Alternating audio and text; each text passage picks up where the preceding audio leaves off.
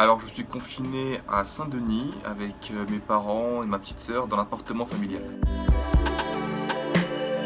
Ce qu'il faut savoir, c'est que le mois de Ramadan est un mois de partage, comme on le répète très souvent, et de ce fait, le confinement empêche cette chose qui est quelque part le poumon du Ramadan, qui est un petit peu l'essence même du Ramadan. Donc, on ne peut pas se voir, les lieux de culte sont fermés. De ce fait, on reste à la maison. Si on reste à la maison, ça nous laisse aussi beaucoup de temps pour nous consacrer pleinement à la religion, donc à en apprendre plus sur la religion, à lire le Coran, à prier à l'heure.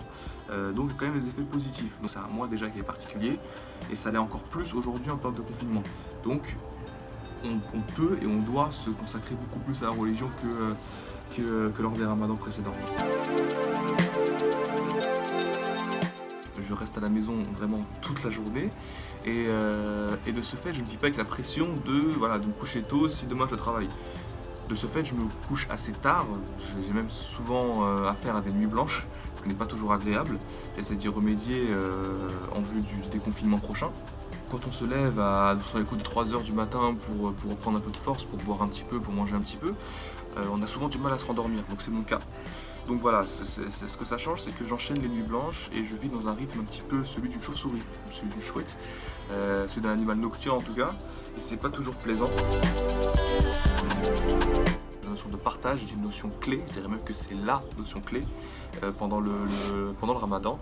Et aujourd'hui, à cette période de confinement, c'est très compliqué de l'appliquer à la lettre, si vous voyez ce que je veux dire. Aujourd'hui, heureusement, donc on est dans une ère moderne, on peut participer à des cagnottes, on peut aider, on peut partager, financièrement parlant, les personnes les plus démunies, les personnes les plus inaptes à sortir faire leurs courses. Donc c'est ce qu'on appelle la zakat. Donc, quelque part, voilà, on arrive à faire des équivalents. Maintenant, le partage, c'est également voir les autres fidèles, voir les autres musulmans, par exemple, pendant la prière du Tarawih, après la rupture du jeûne. Et aujourd'hui, vu que les lieux de culte et les rassemblements sont interdits, ça retire quand même un poumon du mois de Ramadan. Donc c'est très très dommage, mais voilà, il y a quand même des choses pour les pallier. Il y a aussi, comme j'ai dit, des effets positifs, comme le fait de pouvoir se consacrer à la religion pleinement à la maison. Mais voilà, la notion de partage qui est une notion clé est ôtée aujourd'hui et c'est très très très dommage. C'est très dommage et oui, ça en fait un ramadan très particulier dont on va se souvenir, pas forcément pour les bonnes raisons malheureusement. C'est évidemment le fait de ne pas pouvoir se retrouver tard la nuit avec les amis, en bas du bâtiment, à manger, à grignoter un petit peu entre nous. Voilà.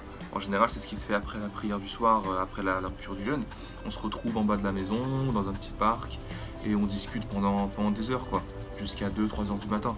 En général, ça se passait pendant l'été, du coup, on n'avait pas vraiment de problème avec le fait si on travaillait demain ou pas. Mais voilà. Là aujourd'hui c'est quelque chose qui est retiré et c'est vrai que c'est extrêmement dérangeant. C'est dérangeant et c'est comme un principe, le principe du ramadan qui est ôté à cause de cette période et c'est plus ça qui me manque.